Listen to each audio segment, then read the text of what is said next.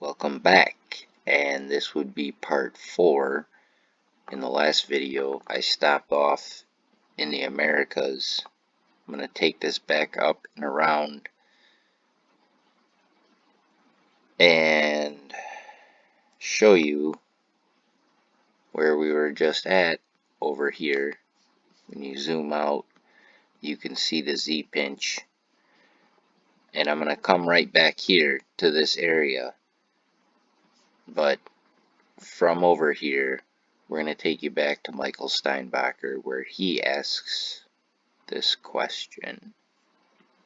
Did people see anything to the west that might have been similar to the pillar of fire, pillar of smoke? And one of them said that Indra was a man of fire and smoke that was seen to the west over the Himalayas. I think, well, gee, maybe somebody was watching this looking west and somebody's watching it looking east, seeing something over Afghanistan that's creating these mountains that are similar to the mountains that go up through Canada and down through Mexico that surround the lobe in the southwest U.S., which I spoke about in Albuquerque during my talk in March. That's the first video in this series. So, where was he talking about? Right over here in Albuquerque. This is the band I was saying that I see in between the two sprites. This comes back here and it curls back around here. But this is part of the same band that curls back over there, over here, is what I'm saying. I'm going to come right back over to this spot. And you can zoom in. Here's where he was talking about. Zoom in all the way in. Zoom back out. And I was saying this is right above the Z-pinch. You can go to the other one and zoom out and actually see effects into the landscape. This is the smaller it looks. This is the larger. But zoom back in. And we're going to come over here to the Americas. Now remember, I started down here and carried this current up through South America. This one goes up by Australia. And I can go back down if you don't believe me, but really it's just this all along this coast. You can see how the waters are reacting with the land. This carries up on here. So we're going to carry it up and just see. You can see like all these gnarly features. This I talked about. It's like a very distinct low pressure area, and then you get this band of resistance in these fractal branches. But up here, this is where you get to Godzilla and this, the dragon. We can scroll in and you can kind of see the waters are reacting with the land in some fashion, but then there's also a current that's very distinctly reacting with the land over here, separate from what's acting on the waters over here. But you got to think, if there's the demand to move electrons in one direction, then you're going to get the positive charge flowing through. So if you start stealing electrons from here, then there's you understand there's going to be a polarized reaction through the land.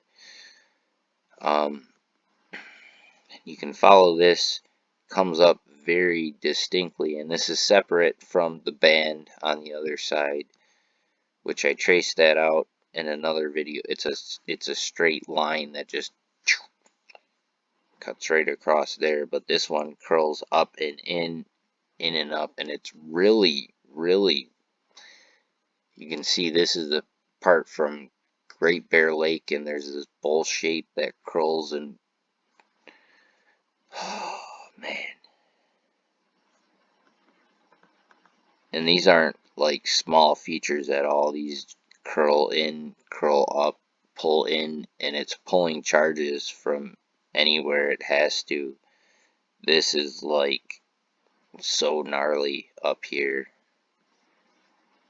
And it's pulling in and it shoots over and it wraps around. And we're going to take this current across. It might have got temporarily disrupted by whatever was affecting the water, but it shoots on up over into here, and you can notice it starts pulling in, pulling in, pulling in charges, pulling in, and then here you get your dragon coming back out, and it comes back out. This comes back in, curls back around down in here, comes back down right over in here. You can zoom in if you like, and you can see more of those features. That looks like, are those perpendicular scratches coming along there? It looks similar, at least. Let me see if I can zoom in. The way they're cutting in on the perpendicular like that in some of those regions, it's hard to tell for sure, but that's usually more of a distinct sign. I think I know. So you kind of see it on some of these at the smaller scale. You see those perpendiculars where it's like pulling in charges from anywhere it can. Zoom back out, show you like it's pulling in down to here, it's pulling in down to there. I can carry you back up and over to see, but this one comes back around here, this also comes back around here, this funnels in over here, over in here. You can see this all funnels around over here. This comes back down and around, comes back down and around, but it starts funneling back in and up in here. You can come along here if you want to look at that particular up in here, because this is more, you can see these very interesting features that seem to be shaping the land with a frequency as it's traveling throughout.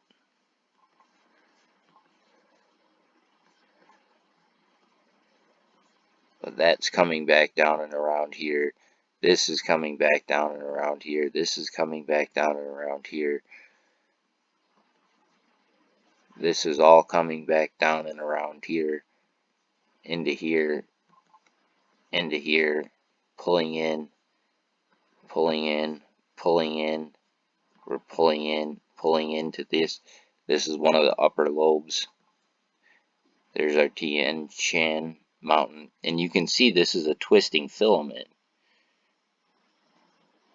Didn't mean to do that, but right here you get that really distinct braiding off of that. That almost looks like it might be another sort of like a Z-pinch in that. But this is where you start to get the resistance one to the other. And you can wrap up here. This is usually around the region where, if you need to compare it to the size of the moon, you come up around here. But you got to understand, this is the side where you met the most. Like it was coming in here. This is why I think we started something like this. There was an object hurling in this side. These got branched off. But if you think whatever struck us, when I keep going to this, if you need two potentials, I think you need it in this equation. And that's why I came back down here, because there was something on the south distinctly, while the other was up to the north, and the north appears to act on the waters more prominently, where I think the north won the fight.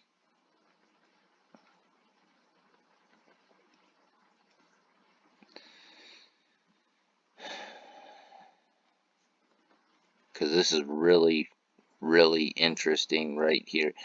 It's like one pulls in and wraps around, and the other pulls in and wraps around. This one wraps in through another one that pulls in from down here and wraps around in.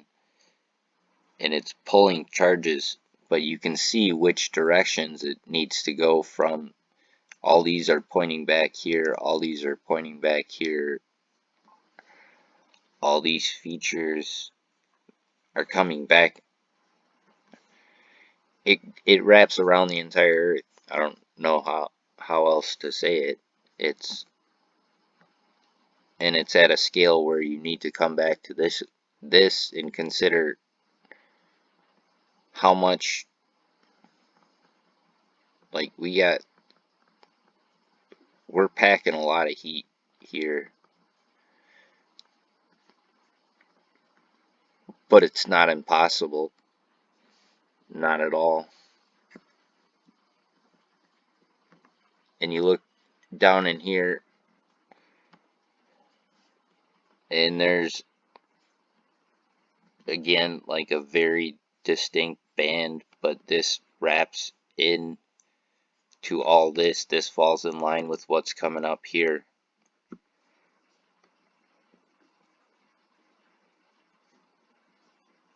Whereas this falls in line, but then it starts wrapping into what's coming down here. And this is coming up in here. It looks like it started to come up here, and then it had to wrap around here. But once it came up, it was either this way or this way. This is coming back in. Like Michael Steinbacher said, this is all sediment. And I really think I need to talk about the mythology a lot here, because I wasn't expecting to get into that, but once I get into this, and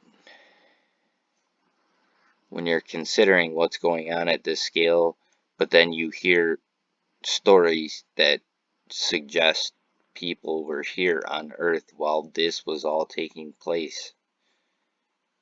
Whatever happened to do this, it's not impossible, not at all impossible. When you look at the physics, it actually suggests more than most would ever imagine. That's why I think it's amazing. But I'll continue to make more, and hopefully this actually helps someone other than just me get this off my mind. I don't know. Take care, everyone. Good luck.